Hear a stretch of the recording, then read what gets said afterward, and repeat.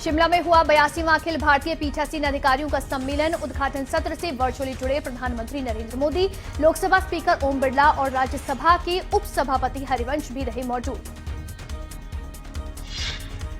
शिमला में 82वां अखिल भारतीय पीठासीन अधिकारियों का सम्मेलन में बोले पीएम मोदी, कहा हर साल नए संकल्पों के साथ होता है सम्मेलन। देश की एकता अखंडता से अलग उठे स्वरों से सचेत रहें।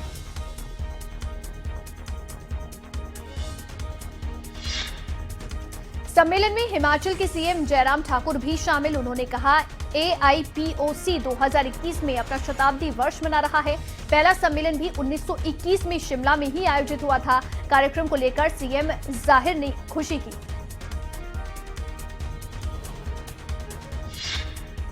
भिवानी पहुंचे देश के राष्ट्रपति रामनाथ कोविंद। स्व प्रेरित आदर्श गांव सुई का किया उद्घाटन। हरियाणा के सीएम और डिप्टी सीएम ने किए कई ऐलान।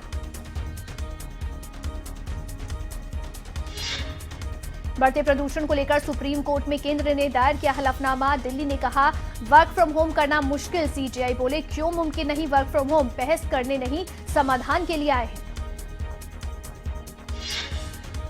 दिल्ली में प्रदूषण नियंत्रण के लिए गाइडलाइन जारी। सभी स्कूल अगले आदेश तक रहेंगे बंद। 50% सरकारी कर्मचारियों को वर्क फ्रॉम होम की सलाह। 21 तक गैर जरूरी ट्रकों की एंट्री बैन।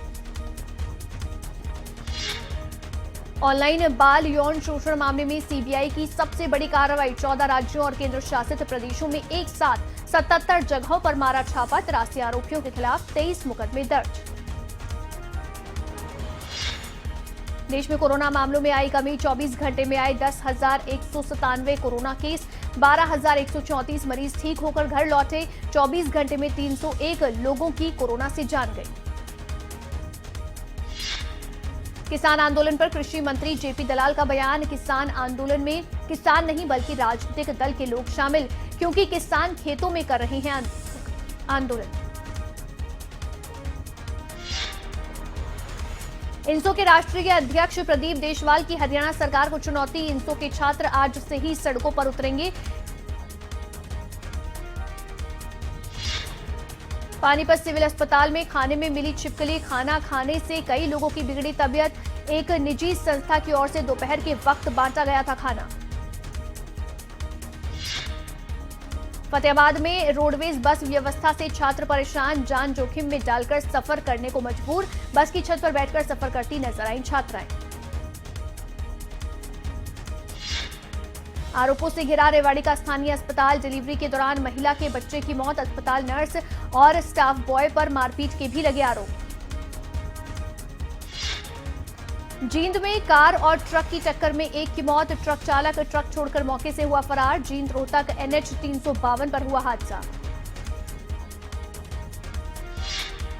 धर्मशाला में मनाई गई जायका परियोजना की गोल्डन जुबली। मुख्य अतिथि के तौर पर पहुंचे सीएम जयराम ठाकुर। परियोजना में बेहतरीन काम करने वालों को किया सम्मानित। हिमाचल प्रदेश के कई जिलों में शुरू हुआ कांग्रेस का जन जागरण अभियान। अभियान के तहत कई जिलों में निकाली गई यात्रा। कांग्रेस के प्रदेश अध्यक्ष कुलदीप सिंह राठौर ऊना में हुए यात्रा में शामिल। नाहन में जिला विकास समन्वय एवं निगरानी समिति की हुई बैठक में सांसद सुरेश कश्यप ने जारी किए आदेश। मनरेगा वर्कर्स के वेतन भुगतान के दिए निर्देश। हिमाचल के शिलाई में दिखा तेंदुआ। 2 अलग अलग जगहों पर दिखाई दिया तेंदुआ। तेंदुआ दिखने के बाद इलाके में दहशत का माहौल। 22 नवंबर से शुरू होगी मंडी में पुरुष और महिला कांस्टेबल पदों की भर्ती। 45 महिलाओं 136 पुरुष और 13 चालकों के पदों के लिए होगी भर्ती। कोरोना के चलते 2 शिफ्टों में होगी भर्ती प्रक्रिया। एकल नारी संगठन की सदस्यों ने कांग्रेस विधायक सतपाल रायजादा से की मुलाकात। संगठन ने विधायक के सामने रखी अपनी समस्याएं। विधायक को सौंपा अपनी मांगों का ज्ञापन। न्यूनतम आय के मामले पर पुनर्विचार करने की रखी मांग।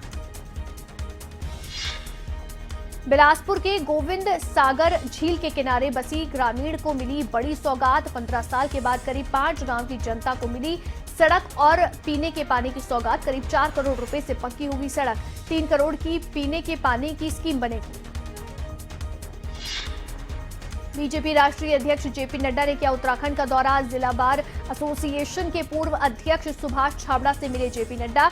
सीएम और बीजेपी प्रदेश अध्यक्ष रहे मौजूद।